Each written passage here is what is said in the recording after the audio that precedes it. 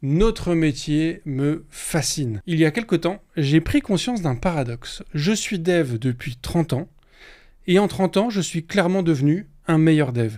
Et pourtant, je maîtrise aujourd'hui un pourcentage plus faible de techno qu'il y a 20 ans. Il y a 20 ans, il y avait moins de langage, moins de framework bien sûr, mais surtout, il n'y avait pas de conteneur, pas de cluster, pas de cloud, pas de CDN, et j'en passe. Et pourtant, ce n'était pas plus simple pour autant. Nous avions aussi moins d'abstraction. Mais alors, notre métier s'est-il enrichi ou complexifié? Est-ce de la compartimentalisation ou de la spécialisation? Et surtout, ne serais-je pas un moins bon dev que je ne l'étais il y a 20 ans? Pour répondre à ces questions emmêlées, je ne reçois pas le capitaine Haddock, mais il s'y connaît en sac de nœuds. Nicolas, bonjour. Bonjour, Mille Sabor. Cosa Vostra.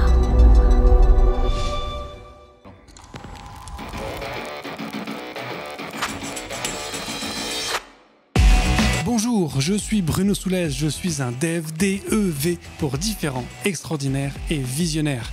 Bienvenue dans If This Then Dev, le podcast qui veut résoudre le problème avant de passer au dev.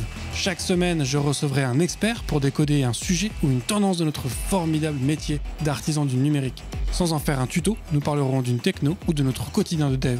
Une discussion sans boucle, sans condition, mais compilée, afin d'en comprendre tous les éléments avant de passer au dev. Ce podcast est une production Cosa Vostra, où nous codons comme nous accompagnons nos clients, en étant différents, extraordinaires et visionnaires. Nicolas, est-ce que tu pourrais te présenter pour les quelques personnes qui ne te connaîtraient peut-être pas? Avec plaisir. Donc, Nicolas Thomas, j'ai créé ma startup il y a 2 ans et demi qui s'appelle InCanLink. Donc, je refais un peu de dev, entre autres, hein, parce qu'on fait un peu tout quand on est start-upper au début. J'ai un passé plus de solution architecte, donc, comme tu me le disais tout à l'heure, hein, les cheveux blancs. Je dois avoir plus de 30 ans de dev, un peu plus, 35. J'ai commencé jeune à l'époque, donc j'ai commencé avec c'était les disquettes et les CRT vert sur vert. Hein, Okay. Il n'y avait pas d'internet, hein, ça n'existait pas. Tu parles du coup de 30 ans de dev professionnel ou de... Alors j'avais 15 ans, mais j'avais écrit des trucs de gestion pour la boîte de mon père, des trucs comme ça, qui étaient utilisés tous les jours. Donc, ouais, amateur, mais... mais un peu pro. J'ai jamais été vraiment gamer, pas trop. J'ai très vite voulu coder, fabriquer des trucs. Fabriquer, c'est un grand mot pour le dev, mais... et après j'étais en corporate et j'ai bossé sur plein de différents trucs. Y compris, puisque tu parlais d'abstraction, bossé beaucoup dans les standardisations, télécom notamment, ETSI et ENCO. Donc je vois bien le côté définition d'une abstraction et d'une nouvelle abstraction, et je sais un peu pourquoi tout ça a proliféré. Il y a une blague dans les gens qui fabriquent, qui écrivent les specs et les abstractions. Hein. Si tu as 2 specs en compétition et que tu essayes de régler le problème, tu vas avoir 3 specs. Ouais. Voilà. On avait fait effectivement la remarque aussi que j'avais reçu Jean-Baptiste Kempf, un des créateurs de VLC. Oui. Et on avait fait cette blague-là en fait aussi sur le nombre de codecs vidéo ou de codecs audio, où effectivement il y a toujours cette... Je crois que c'est XKCD qui avait fait une BD là-dessus sur je vais créer un standard qui va uniformiser tout ça, et en fait t'en as un de plus. T'en as un de plus, quoi. Sur cette évolution justement des technos, tu vois, quand je réfléchis à cette complexification, je le dis en intro, à l'époque, moi quand j'ai commencé, effectivement on n'avait pas de cluster, il n'y avait pas de conteneurisation, il n'y avait pas de CDN. Et quand j'ai écrit ça, je me suis dit, est-ce que vraiment il n'y en avait pas? Ou est-ce que c'est juste qu'à l'époque, je ne connaissais pas? Alors en creusant un peu, le terme de cluster existait déjà. Conteneurisation, beaucoup moins, voire pas du tout. Enfin, conteneurisation, pas du tout. Si, c'était les zones chez Solaris. Ok, d'accord, donc tu vois. Et du coup, la question c'est, est-ce que c'était juste qu'au final, j'étais moins bon dev à l'époque et je ne connaissais pas tout ça? Ou est-ce que c'était vraiment des trucs qui étaient réservés à une micro-niche de personnes? Et ça, clairement, quand tu creuses les clusters il y a 20 ans, Il y en avait, mais à part dans les grandes banques et les très grands groupes, en fait, c'était accessible à personne. Et aujourd'hui, c'est ça qui est agréable, entre guillemets, c'est que le cluster, tout le monde peut en faire, mais est-ce que tout le monde a besoin d'en faire? Si tu veux de la disponibilité, oui.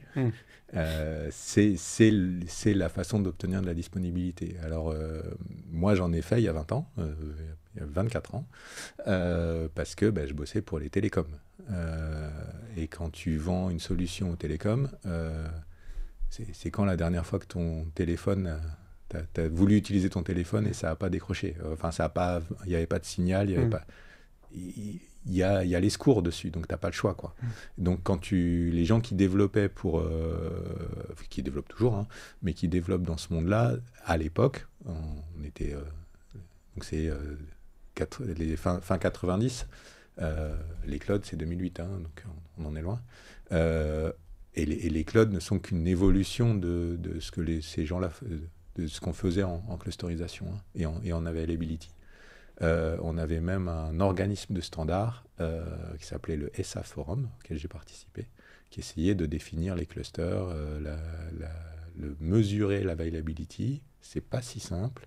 Le SLA, etc. Rien que le monitorer, le mesurer, c'est compliqué. Alors oui, quand tu es sur le on-off, ça va. Il n'y a pas de service, il y a du service. Mais il y a le service, mais il est plus hautement disponible. Il n'y a plus qu'un. Tu en avais deux, tu n'as plus qu'un. Ou il est un peu moins rapide, ou... où tu n'as plus la capacité. Alors, à l'époque, notamment les telcos, on était très binaire. Tu avais deux nœuds dans ton cluster, hein, actif, stand-by, point. C'était déjà très avancé quand tu passais à de la capacité. Et petit à petit, les apprentissages de ça, mixés au cloud. Et quand tu développes des clouds, puisqu'on l'a fait après, j'ai vu après sur OpenStack, quand tu voulais faire des clouds hautement disponibles, ou du Ceph, ou des choses comme ça, les algos, regardez Paxos de Ceph, hein, qui est un des rares à implémenter. Donc Paxos, c'est comment tu crées un cluster en partant de zéro. C'est qui le chef? Tu prends 15 nœuds, c'est qui le chef? C'est qui la source de vérité? Il faut que tu aies une vérité, quoi. Et puis les clusters, il y a tout un tas de théories de développement qui ont été faits en recherche sur comment fonctionne un cluster, comment on le crée, comment on le manage. Mais on a quelque part délégué tout ça aux cloud providers. Aujourd'hui, c'est eux qui le font. Toi, en tant qu'utilisateur, et il y a encore trop peu de gens qui le font bien, il faut gérer avec des zones et des régions. Souvent, l'épisode des feux de data center ont montré qu'il n'y a pas grand monde qui faisait ça, alors que ça fait partie de l'exposition de l'infra, de ces zones de disponibilité, et que toi, en tant que tu fasses un orchestrateur qui sache gérer ce truc-là derrière, et qui est totalement automatisable. Mais c'est vachement plus simple une fois que tu as le premier cluster. Le plus dur, c'est de créer le master du premier cluster, et d'en avoir qu'un. C'est les split brain, c'est intéressant. Et les gestions de réseau dans ces trucs-là, c'est un enfer absolu. Voilà. Donc, alors, tu vois, ça existe depuis longtemps. Ce qui est intéressant dans tout ce que tu évoques sur toutes ces problématiques, on se dit que, clairement, il y a 20 ans, monter un cluster, c'était un niveau de technicité qui était hyper élevé, en fait, parce que tu avais, tu vois, les architectures réseau, tu vois, les technos qui étaient à l'époque, c'est que si tu voulais mettre en place un cluster, il fallait que tu fasses tout. Et comme tu l'as dit, aujourd'hui, on délègue ça au cloud. C'est-à-dire qu'en 3 clics, tu montes un truc, tu as une haute dispo, tu as une facture qui va exploser très vite. C'est avoir un active standby, c'est pas donné. Hein. Ouais, mais enfin, ce que je veux dire, c'est que aujourd'hui, c'est accessible au sens n'importe qui peut monter un cluster de haute disponibilité de manière quand même relativement simple. Il est déjà là. Il est géré par quelqu'un d'autre, mais il est déjà là. Ouais. Et du coup, ma question, ce serait, est-ce qu'on peut considérer que ce genre d'évolution, c'est une simplification, parce que monter un cluster, c'est de plus en plus simple, ou est-ce que c'est une complexification, parce que du coup, aujourd'hui, n'importe quel applicatif est obligé de se mettre dans une démarche, parce que tu ne crées pas une app qui va être tournée sur un serveur, de la même manière que tu fais quand tu as une app qui fonctionne sur 22 serveurs, et parfois 10, et parfois 62. Entre 0 et 3000. C'est ça. Donc, tu vois, est-ce que c'est une simplification parce que maintenant, la techno de clusterisation, c'est un claquement de doigts, ou est-ce que c'est une complexification parce que, comme tout le monde y a accès, on doit tous bosser dans ce contexte-là, qui te rajoute des contraintes? Alors, pour le dev, c'est une complexification, puisque tu as accès à un système infiniment plus complexe que de déployer une machine. Donc, pour la personne qui s'en sert, et comme souvent elle n'a pas été ni formée, ni bricolée des clusters elle-même, notamment essayer de remonter un cluster qui est parti de travers, parce que là, bonjour, parce que souvent tu as une DB derrière, et si tu as un split brain, c'est que tu as une partie des nœuds qui ne voit pas l'autre partie des nœuds, donc les deux pensent qu'ils sont le maître, donc ils continuent à écrire, et après quand tu les remets ensemble, tes données sont plus fiables. Et là tu fais du vrai ops. Et là tu as une vraie complexité difficile à gérer, surtout si tu l'as jamais vu. Donc tu as des problématiques comme ça. Maintenant à l'époque où on n'avait pas, où c'était plus simple pour le dev, on acceptait des downtime d'une journée, d'une semaine. C'était régulier. Aujourd'hui, tu vois presque plus des fenêtres de maintenance, etc. Donc on pousse des upgrades, on pousse des features et des updates et compagnie plusieurs fois par jour et compagnie. Donc ça amène quelque chose, cette complexité. Elle a été importante. On a revu, je refais le parallèle, quand on a fait les containers au début. À chaque fois qu'il y a un nouveau truc qui arrive, il y a plusieurs solutions concurrentes, etc. Une fois qu'on a le grand vainqueur, on a un peu tendance à les oublier. Les batailles entre LXC, Docker, Swarm. Swarm avait la cote. Docker, c'était infiniment plus simple que Kuber. Mais donc ça plaisait bien aux devs. Ça ne plaisait pas aux ops. Et c'est un outil pour les ops, un orchestrateur. Donc, ça ne plaisait pas aux ops parce que c'était trop simple. Ça ne prenait pas en compte les problématiques de roll-in upgrade, de gestion, etc. Alors après, celui-là a un paradigme que les gens ont un peu de mal à appréhender des fois. En tant qu'orchestrateur, j'ai beaucoup bossé dans les orchestrateurs pour les télécoms. Et l'interaction entre tout ça est parfois... C'est là où c'est compliqué de dire simple et complexe, etc. C'est des outils complexes pour faire des choses complexes. Donc c'est pas de la complexité pour faire plaisir aux devs ou que ça soit... ou à un idéal de complexification de dingue. Donc, il y a des vraies raisons pour lesquelles il y a de la complexité. Par contre, les gens qui s'en servent, et on demande à des gens de les utiliser sans forcément qu'ils aient toute la mesure de ce que fait chaque action et de ce qui se passe derrière et de comment ça marche vraiment et comment ça marche quand c'est plus dans le nominal, quoi. Quand tu es un peu de travers, c'est ça les ops.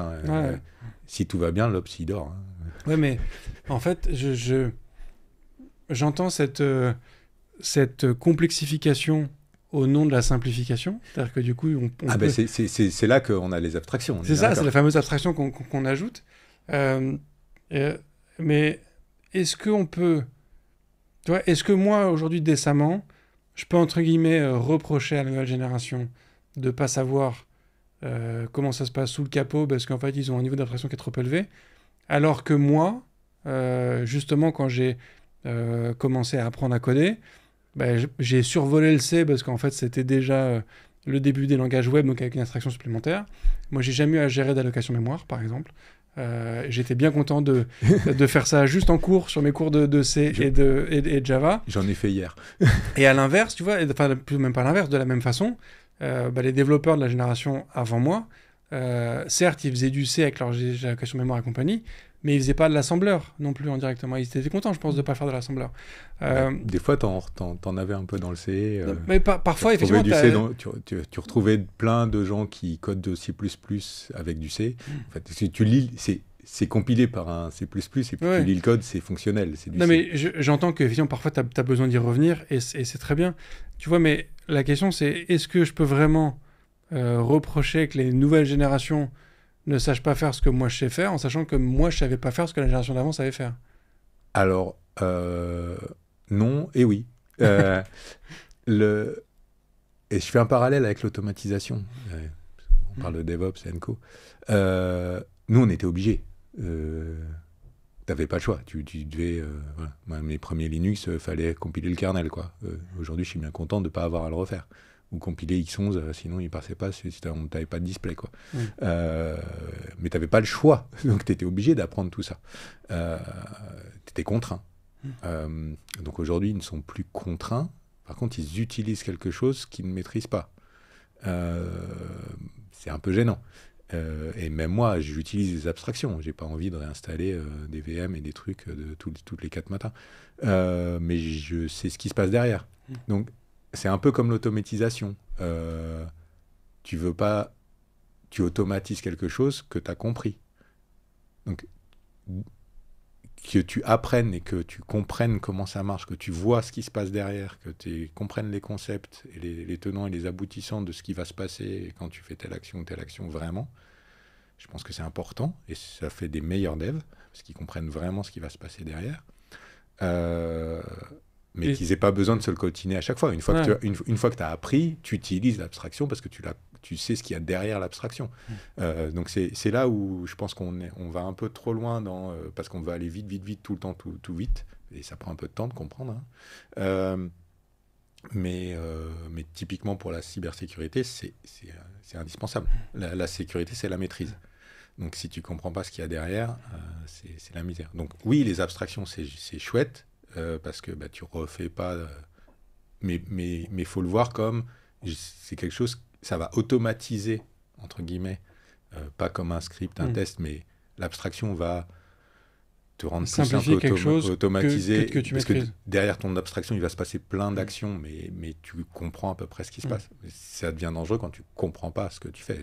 On joue quand même avec des trucs qui peuvent te faire mal dans ta facture AWS. Hein. Ou autre. Est-ce que ça veut dire que, pour toi, si je veux, par exemple, devenir développeur iOS, pour toi, il faudrait que je commence par apprendre à coder en langage machine, puis en assembleur, puis en C, puis en Objective-C, puis en Swift, pour comprendre toutes les différentes couches d'abstraction qui sont passées derrière? Je fais une appli mobile en Flutter et je suis nul en Swift. Voilà. Donc non, tu n'as pas besoin. Il faut quand même te comprendre un peu ce qui va se passer derrière. Donc typiquement, j'ai un peu regardé si ça faisait vraiment du natif, par quoi ça passait, etc. Pour le jour où ça déconne. Mais en même temps, tu vois... Et par curiosité. Après, il y a un moment donné, oui, tu vas utiliser des abstractions, évidemment. Ce qui est parfois difficile avec certaines abstractions, je prends le cas de Flutter. Alors, je maîtrise peut-être pas assez Flutter pour... peut-être que je vais dire une énorme connerie. Donc c'est très bien. Est-ce que... tu vois, c'est un niveau d'abstraction qui fait que si jamais il y a un moment, tu es limité, contraint, bloqué, tu peux pas facilement revenir à la couche en dessous. Tu vois, il y a parfois certaines abstractions qui sont un peu trop au-dessus, quoi. Ça a été j'ai passé beaucoup de temps à le choisir parce que on a eu des vagues entières depuis plus de 20 ans de frameworks multiplateformes, etc., qui finissaient par faire moyennement une seule plateforme. Donc j'étais très très méfiant. Et j'ai beaucoup gratté à droite à gauche dans passer bien au-delà du tuto et du Hello World pour voir si ça tenait la route et si ça faisait vraiment du natif, quoi. Et là, moi je me coltine l'abstraction puisque je suis en train de faire un plugin où je retombe dans du C, quoi. Je dois connecter de Flutter à C. Alors, parce que j'en ai besoin, hein, c'est pas par exploration. Mais j'ai un peu gratté plus que gratté de voir la chaîne, voir comment ça marche, si ça fait des choses un peu compliquées, genre les trucs natifs plateformes différents, biométrie par exemple, des trucs comme ça, parce que souvent tu as des frameworks ou des abstractions qui sont pas complètes en fait. Donc tu pars sur un truc parce que ça a l'air sympa, et puis on le voit aujourd'hui avec toutes les démos d'AI, de Gen AI dans tous les sens. La démo est super chouette, et puis après tu vois que derrière, quand les mecs t'essayent de faire des vrais trucs avec, et où les boîtes essayent de l'implémenter, ça patine, hein, pour être gentil. Donc je me méfie des effets démo et des effets waouh, et je vais gratter avant de vraiment sauter dedans, quoi. Il y a pas mal de questions dans le live. Je vais essayer de les refaire. Alors déjà, il y a un point qui est intéressant. C'est qu'on a un commentaire disant que pour des personnes qui viennent notamment de reconversion, ou même des personnes juste plus jeunes, qui ne vont pas forcément apprécier que des anciens comme toi et moi reprochions à des gens plus jeunes de ne pas savoir ce qui se passe en dessous sous le capot, d'être trop dans l'abstraction. Je peux comprendre qu'effectivement le reproche n'est pas forcément... Ah oui, alors donc du coup la question je ne le voyais absolument pas comme un reproche. T'apprends, c'est normal de ne pas savoir. Alors du coup, ce serait quoi pour toi les conseils à donner pour que justement ils puissent aller apprendre ces trucs-là et se confronter à ce monde-là? D'être un peu moins chatouilleux et puis de parler aux vieux. Mais moi, souvent j'essaye de me dire... alors ça vient peut-être aussi un peu de mon passé, de mon côté ops. Qu'est-ce qui se passe si tu mets le truc de travers, quoi? Et souvent quand tu débugs ou quand le machin part de traviole, tu coupes un bout de réseau, tu casses un truc, ça part un peu en sucette. Là, tu vas t'apercevoir qu'il va falloir aller gratter dedans. Il y a plein de trucs que j'utilise où la doc est moyenne, machin. Enfin, si les docs étaient parfaites, que les tutos, même le nombre de projets où tu prends l'exemple et il marche pas, tu suis, t'as tapé 4 commandes et ça marche pas, quoi, sur une lib ou sur un exemple. Tu fais, oui, il fait quoi le jeune qui sait pas faire? Comment il fait? Pour comprendre, il faut aller gratter dans le code, il faut aller machin. Voilà, donc il faut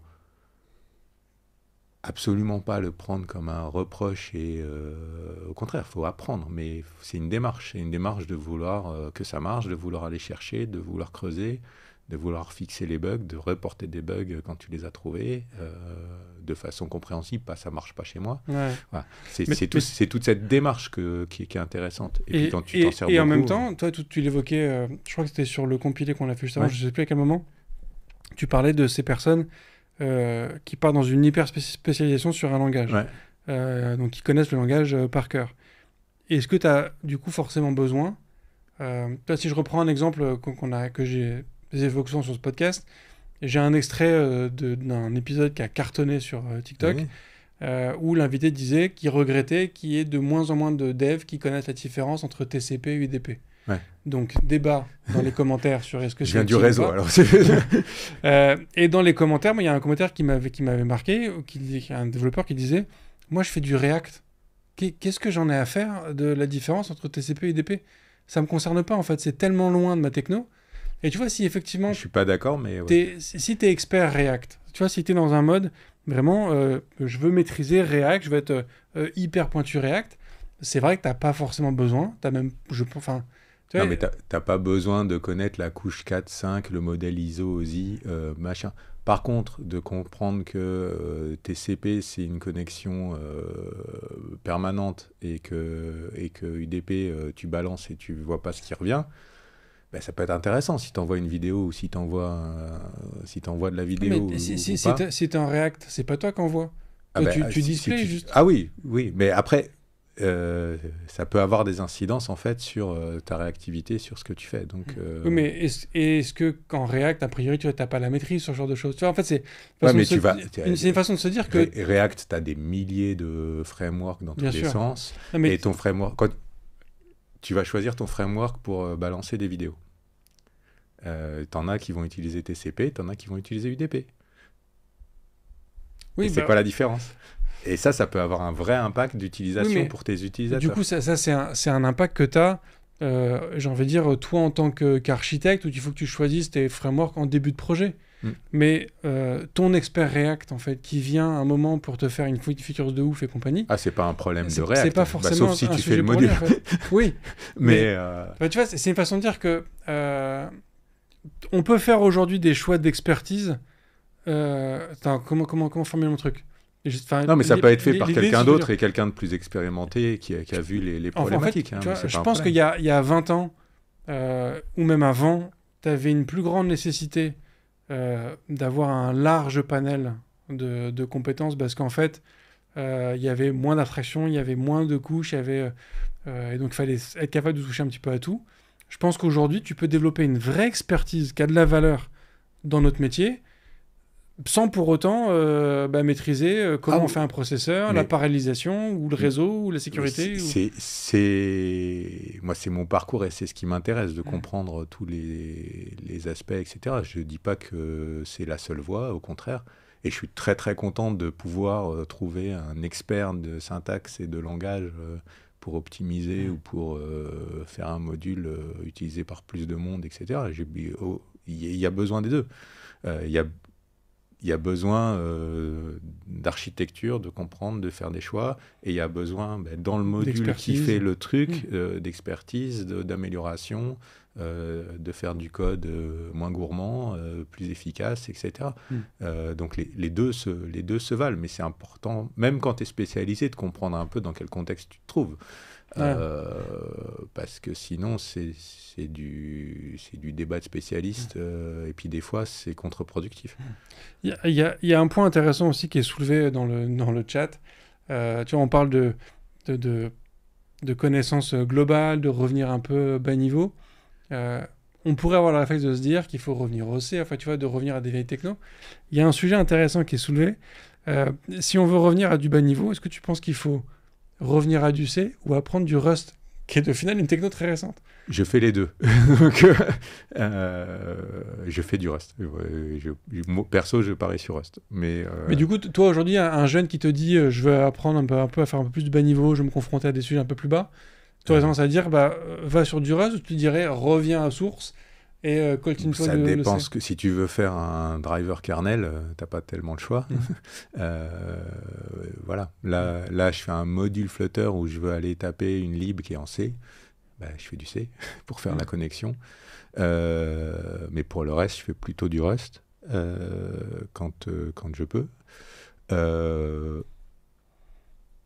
Mais un langage, c'est un outil. Enfin,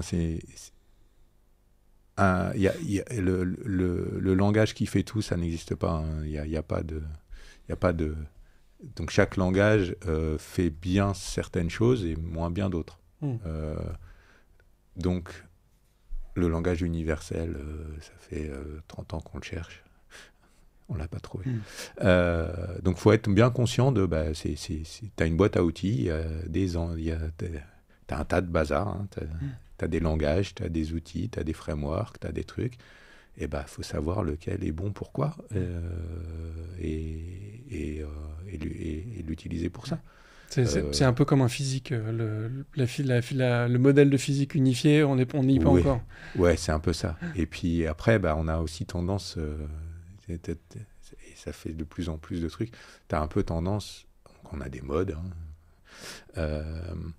j'ai réussi à échapper au Java, pour les anciens qui nous parlent, où on voulait tout le monde voulait tout refaire en Java, alors que c'est un Frankenstein de langage, c'est une catastrophe. Et aujourd'hui, des gens qui savent faire du COBOL sont très bien payés. Donc, mais ça, en même temps, c'était déjà le cas aussi il y a 10 ans, il y a 20 ans. Oui. Non, mais là, aujourd'hui, ceux qui savent vraiment comment c'est fait, ils sont morts. Donc, Donc, ils sont coincés, hein, ils ne veulent pas changer. Donc, c'est compliqué de changer le cœur d'une banque. Hein, c'est là qu'il y en a. Donc, voilà, j'ai pas de... Pour l'instant, je suis là-dessus, j'ai pu changer. Du coup, ouais, entre Flutter et Rust, je suis vraiment beaucoup plus sur du... J'ai aussi fait du Python.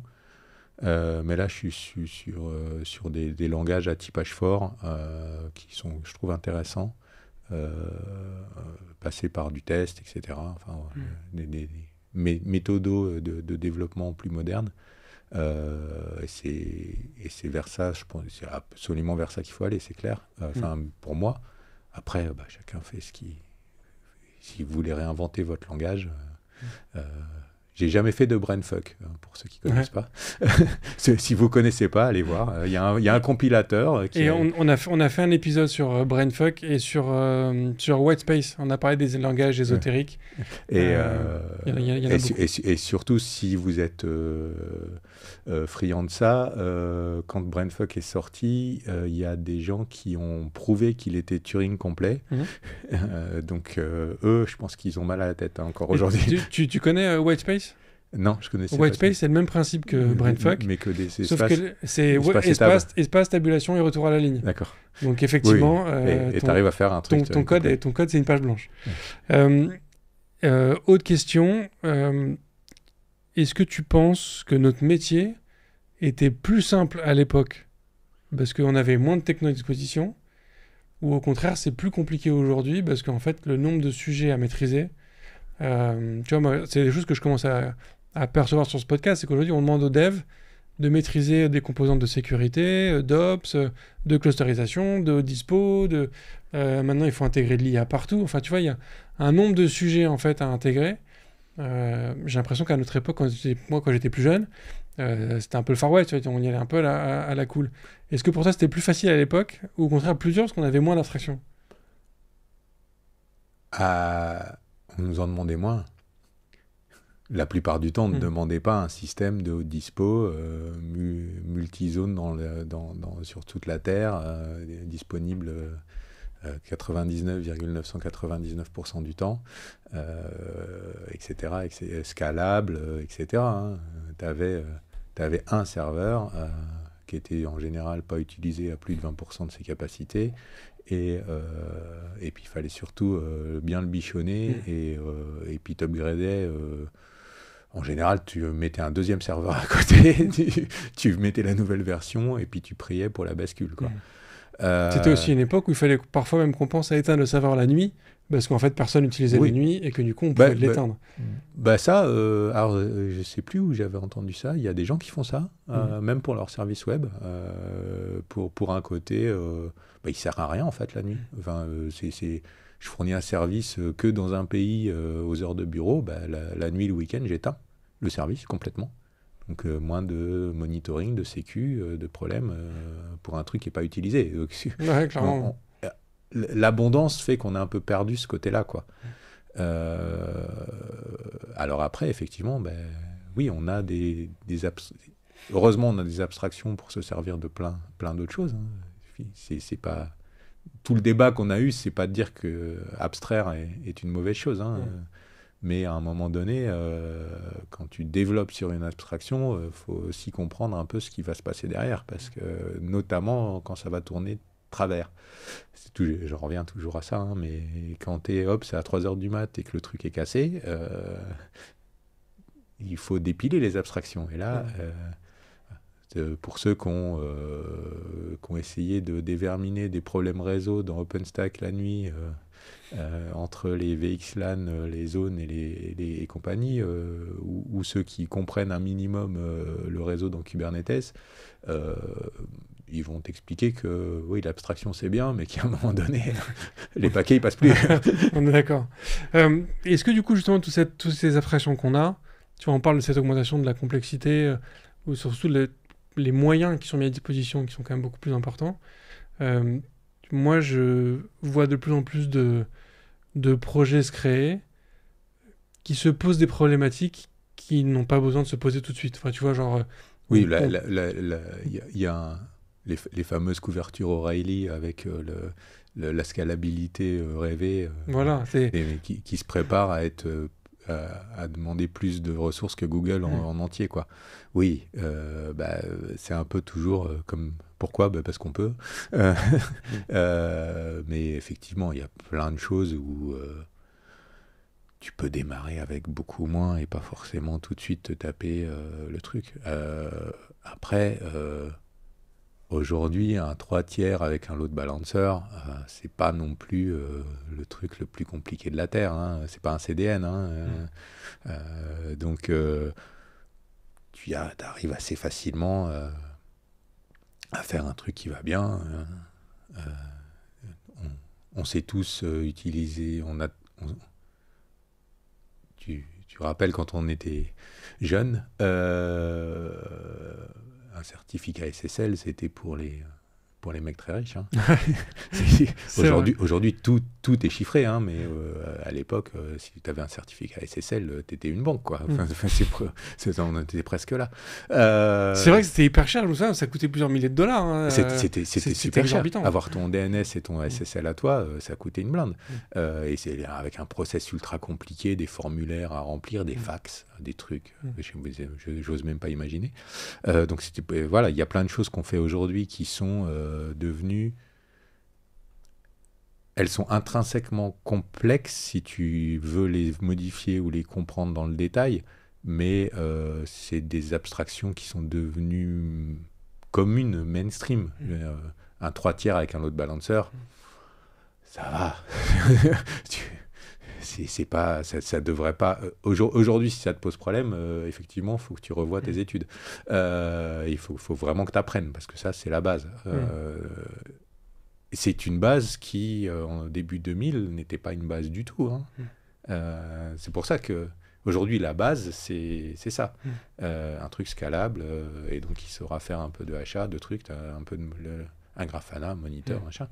En 2000, il fallait tout faire toi. Hein. Alors du coup, pour ceux qui sont encore étudiants ou jeunes développeurs qui écoutent ce podcast, tu peux nous donner une très brève définition de ce que c'est qu'un architecture 3/3 ? T'as un machin dans le réseau qui s'appelle un load balancer.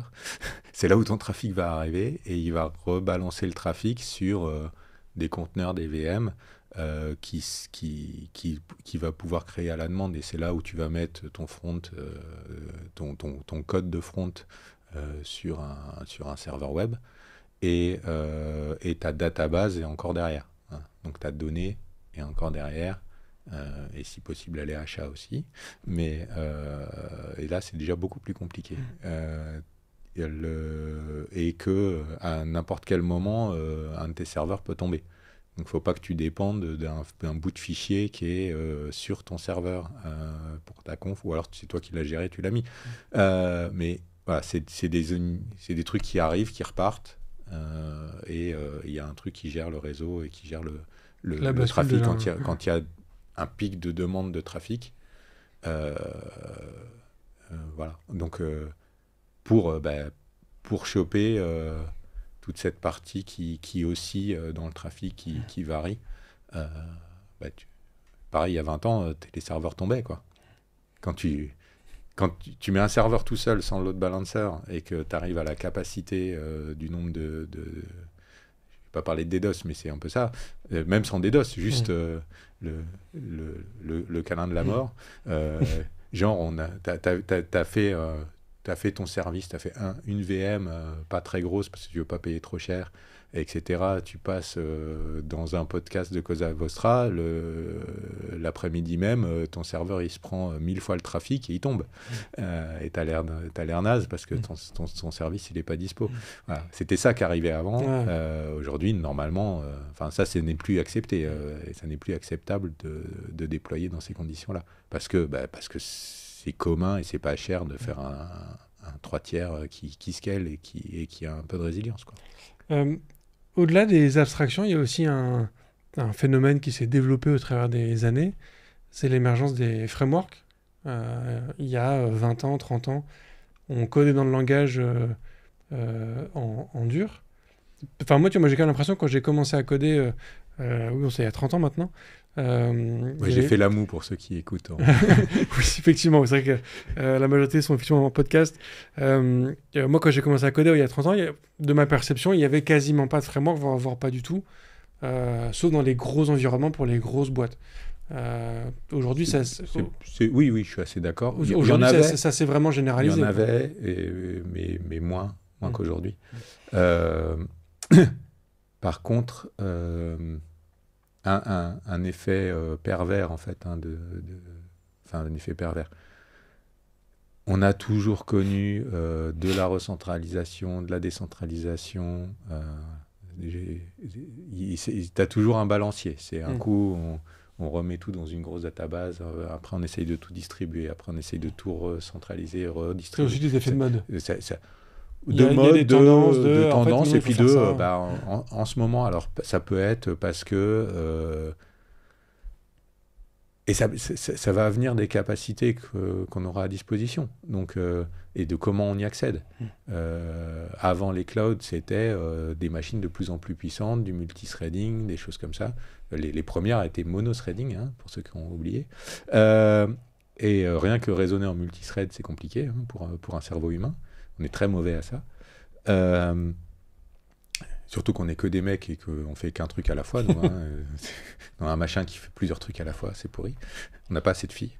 On n'a pas assez de filles. Pour gérer cette problématique-là. De toute façon, on n'a pas assez de filles, c'est clair. En plus, on a des métiers assez intéressants et créatifs malgré ce qu'on... On a toujours un côté très technique autour de tout ça, mais c'est de la langue et c'est de la création, finalement. Hein. Complètement. Même s'il y a des maths avec. Voilà.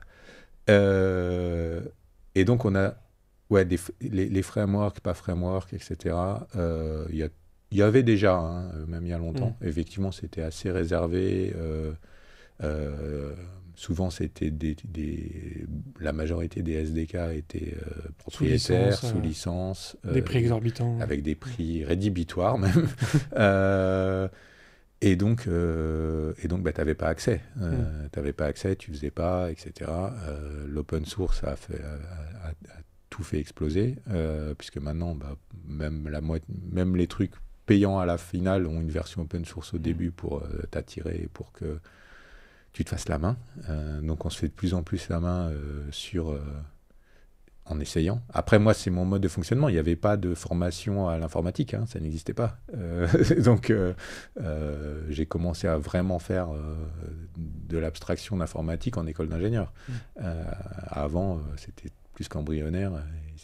Et donc, tu apprenais sur le tas en faisant, quoi. Un des trucs qui a beaucoup, et qui, moi, qu'on a appelé un peu la bordélisation en préparation, c'est que tu vas dépendre d'un framework, tu vas choisir un framework qui va dépendre de 5 autres trucs, qui vont dépendre de 15 autres trucs, qui vont dépendre de 20 autres trucs. Tu vas te débarouler 25 dépendances. Tu vas choisir un autre qui va lui aussi dépendre de 25 machins avec des conflits. Et le côté container, etc. Il y a un côté où chacun se voit un peu tout seul dans son framework, fait des modifs y compris sur les API. En parlait Julien dans l'épisode qu'on a revu, où GitHub te fait des changements de son API sans rien te dire, quoi.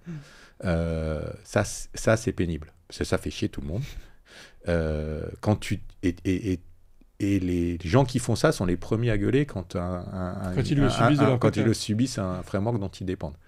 Et moi, j'ai l'impression de passer 20% de mon temps à monitorer ma centaine de dépendances parce que je veux upgrader en haut, mais il y a un autre truc dans lequel je dépends qui bloque parce qu'il dépend d'un truc. Il n'a pas avancé.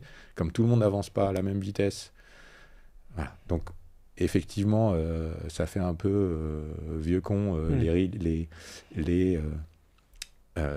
les distributions à 2 ans, à cadence, etc. Mais finalement, d'avoir une base commune assez large sur laquelle tu vas pouvoir faire plein de choses et peut-être upgrader juste ce que tu as besoin, de temps en temps, c'est pas mal non plus.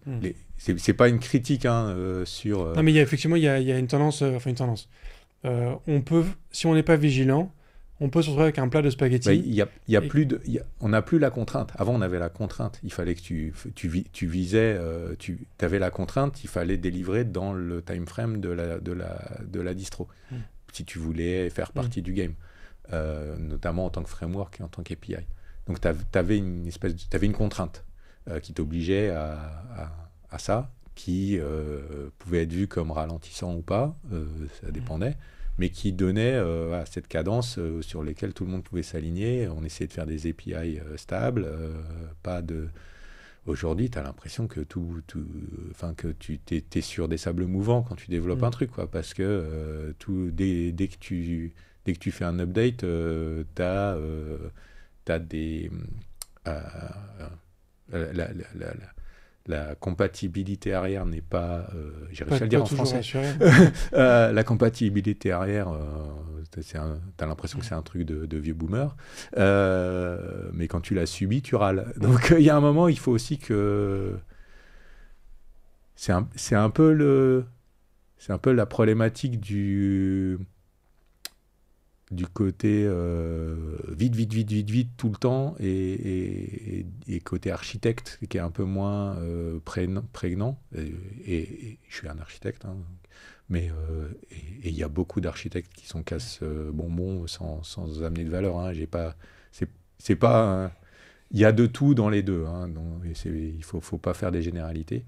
Mais la problématique de maintenir ton API et compagnie est importante. Ouais. Par contre, le fait aujourd'hui d'avoir quasiment tout en API ou API first sur plein de choses et plein de frameworks, API réseau, j'entends, c'est une bénédiction. Les petits jeunes, ils connaissent pas... Vous connaissez, ça s'appelle Windows et Office. Avant qu'on passe sur ce mode API first, dès que tu avais des modifs pour un client, etc., tu refaisais le code, en fait. Tu lui développais une feature dans le code. Alors souvent, c'était un truc que pour lui. Et puis, c'était pas trop mal, ça finissait dans le produit. Mais comme j'ai fait... C'est pour un client qui avait décidé ta feature, donc c'était pas du tout vu comme un produit, etc. Alors qu'aujourd'hui, les API permettent d'avoir une vraie... Et d'ailleurs, on n'avait pas de product manager. C'est un métier très récent. C'est un métier récent, mais qui est le gars... Pour moi, c'est le gardien de l'API. C'est important, parce que et l'API va permettre que tous ces trucs un peu spécifiques, un peu custom pour un tel, tu vas le mettre à côté. Tu vas redévelopper un truc pour lui, mais qui va appeler l'API. Et essayer de garder le reste le plus propre possible. Et ça, c'est une bénédiction. Et c'est une bénédiction pour les devs après. Parce que si ton cœur et ton but est le mieux défini, documenté, le propre possible, ton code va pouvoir l'être aussi. Si tu es tout le temps en train de rajouter des features plus ou moins contradictoires, ça va devenir infernal. Et là, je t'ai pas parlé de GUI et du X. Donc, parce que là, t'imagines, dès que tu fais des trucs spécifiques pour un tel et un tel, ça devient un bazar innommable. Trouver les noms pour les machins et les verrus, c'est un autre truc, c'est encore autre chose. Donc, c'était une catastrophe parce que ça finissait par faire des trucs bloated, enfin je ne sais plus dire en français, mais qui oui, c'est un vrai plat de spaghettis qui faisait que grossir, c'est plein de verrues, de trucs de rustine dans tous les coins, et ça finissait par faire un truc moche. Pour terminer, est-ce que comment tu vois, un des travers de notre profession, c'est qu'au final on est tous un peu des gamins en fait. Enfin, tu vois, bien sûr. Chaque nouvelle techno, c'est un nouveau jouet, c'est un truc avec lequel on veut tester, machin. Et puis quand c'est le jouet du voisin, on ne le veut plus que quand c'est le nôtre. Enfin, tu vois, est-ce que toutes ces nouvelles techno, toutes ces nouveaux sujets... Écureuil, exactement. Écureuil, c'est vraiment la truffe qui se dresse. Est-ce que toutes ces nouvelles techno, tous ces nouveaux sujets, toute cette création en fait de techno d'abstraction, est-ce que c'est pas aussi juste notre notre dynamique en fait de développeurs et développeuses, en fait, de vouloir toujours un nouveau jouet, un nouveau truc. Je suis le coupable, je suis le premier coupable. Voilà, je suis un nerd. Dès qu'il y a un nouveau truc qui apparaît, ça m'intéresse, je regarde. Quand tu viens de la cyber, tu regardes, mais tu regardes aussi ce qu'il y a derrière la démo. Un peu de méfiance. Le but en cyber, c'est d'utiliser ce qu'on te présente pour ce pourquoi il n'a pas été fait. Je vois plein de... Il y a plein de discussions développeurs, entre développeurs et puis les gens qui font la feature, etc. C'est un classique de... Non mais pourquoi le client il fait ça? Il peut. Tu l'as laissé faire, il va le faire. On a un côté naïf aussi, mais qui vient peut-être de ce côté-là, de se dire moi j'ai pensé qu'il fallait le faire comme ça, enfin que l'utilisation du code c'était de faire que comme ça, donc les gens vont pas non, ils vont pas. J'ai mis un champ libre pour qu'ils mettent leur prénom, ils vont mettre que du texte. Ils vont pas mettre point virgule SQL. Et je vais même pas tester de voir s'ils mettent 2 millions de caractères au lieu de 5. 99, 0, moins. Voilà. Si, ils vont le faire. ou un outil va le faire. Alors pour ceux qui regardent pas plus que ça côté cyber et IA, qui est un gros sujet pour moi. C'est un sujet sur lequel je bosse pas mal. J'ai fait des interventions aussi à l'ITUT, donc, qui fait partie de l'ONU sur la sécurisation des AI. J'ai aidé à créer un groupe à l'ETSI sur la sécurisation, notamment sur ça, sur les champs, etc. Aujourd'hui, il y a des IA génératifs qui savent exploiter automatiquement les Day One en lisant les CVE, quoi. Donc, pour ceux qui n'ont pas tout le jargon, quand tu découvres une vulnérabilité, et notamment quand tu sais l'exploiter, les chercheurs en cyber, il y a un process pour le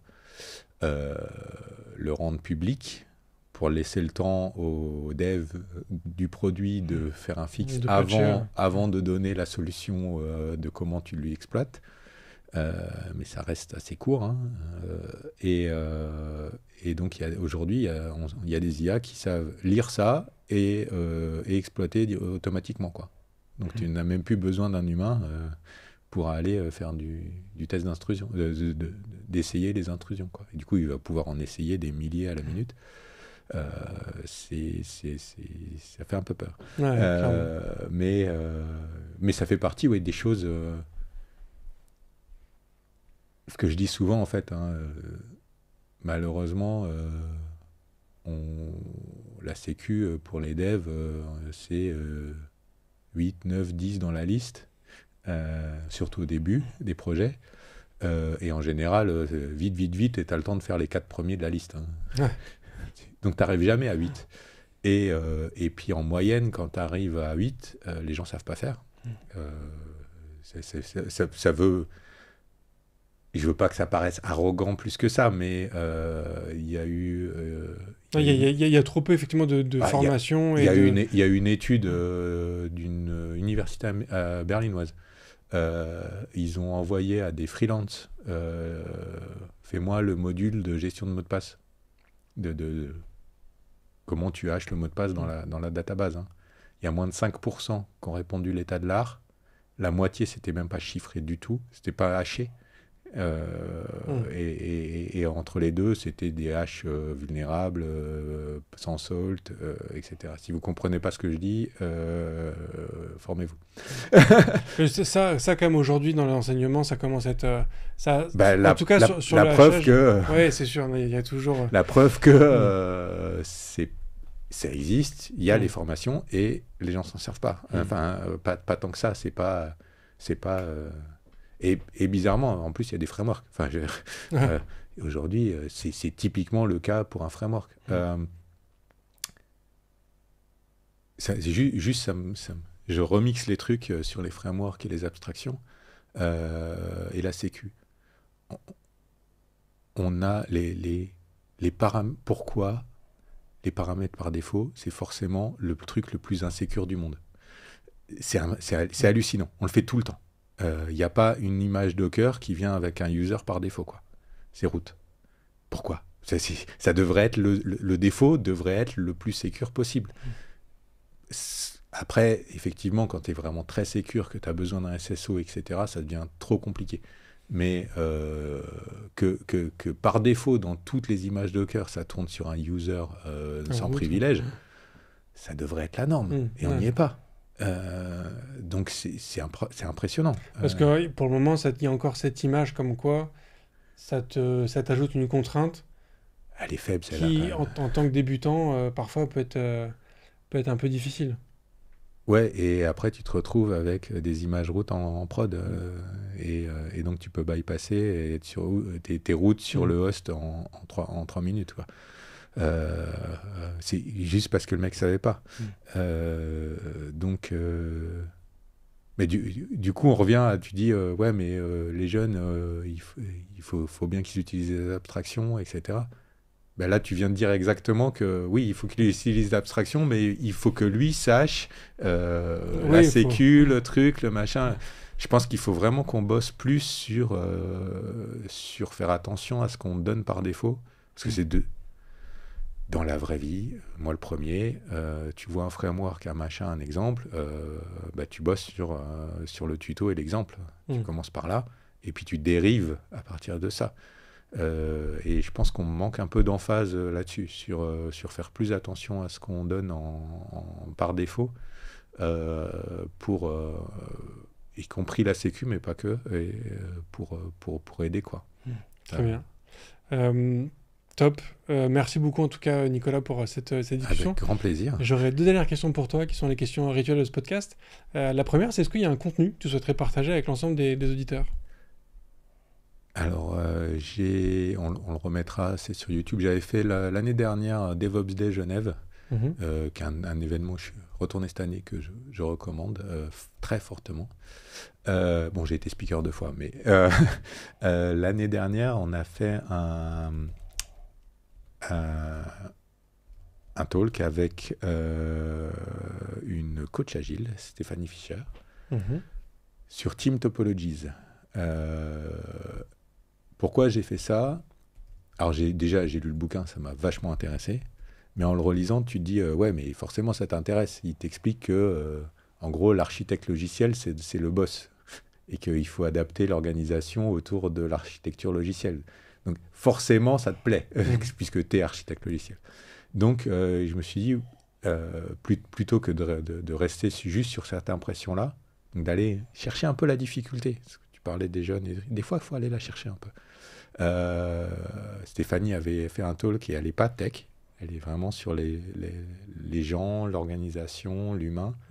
De dire je vais le confronter mon point de vue à quelqu'un qui vient de l'autre côté, quoi, qui vient du côté organisationnel, et on en a fait un talk qui nous a forcé à travailler, à aller plus loin, à creuser beaucoup, donc ça nous a beaucoup appris à tous les deux. Et du coup, je pense que ça peut être assez intéressant, notamment pour que on a un effort globalement à faire en tant que dev pour amener les non-devs. Il faudrait qu'on trouve un terme genre moldu. À comprendre nos besoins, parce que et vous le voyez tous les jours quand vous demandez des crédits en plus à AWS, je sais pas quoi, changer d'outil, etc. Ça coince, c'est pas budget, bidule, truc, voilà. Et ou les demandes des clients qui ressemblent à rien, ou les tickets qui sont tout tordus. Souvent, c'est juste, c'est la com humaine qui est pas bonne. Mais là, ça va plus loin. Et moi, ça m'intéressait parce que j'ai créé ma boîte et que j'espère grandir et avoir une équipe. Et je veux garder ces principes de vélocité. Mais donc il faut adapter l'organigramme. Si tu gardes l'organigramme comme tu avais avant, de faire du DevOps et du CI, la fameuse loi de Conway te montre que